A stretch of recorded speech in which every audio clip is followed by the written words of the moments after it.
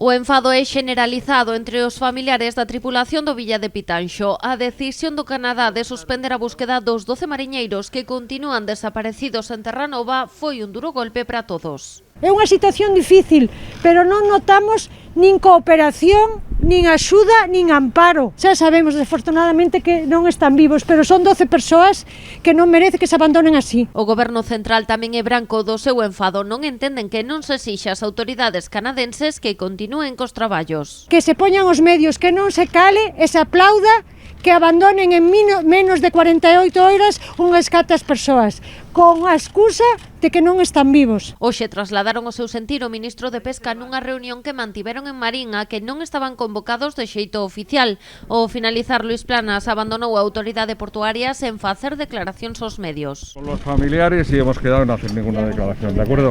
Muchas gracias, las he dicho ya en Vigo. Muchas gracias. Os familiares aproveitaron o encontro para pedir ao Estado que poña en marcha os mecanismos necesarios para seguir buscando os desaparecidos. Pedimos y suplicamos y reivindicamos que no se abandone tan pronto a la gente allí. Si Canadá no quiere seguir, nosotros tenemos medios y también le dijimos, hay barcos de pesca allí, son empresas privadas, pero que le den una ayuda, que le digan, mira, vosotros os pagamos y seguir buscando, que están ahí al lado. Estuvieron buscando a sus compañeros sin dormir.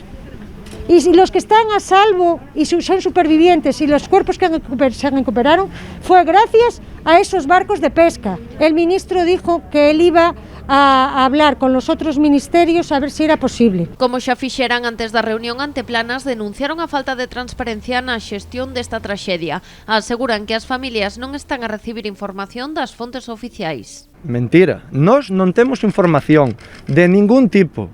Se nós non nos poñemos en contacto, eu non sei que meu pai está no fondo do mar, porque está no fondo do mar. Se nós non nos poñemos en contacto, non sabemos que suspenden a búsqueda, o sea, dime, non facer caso aos medios de comunicación, hostia.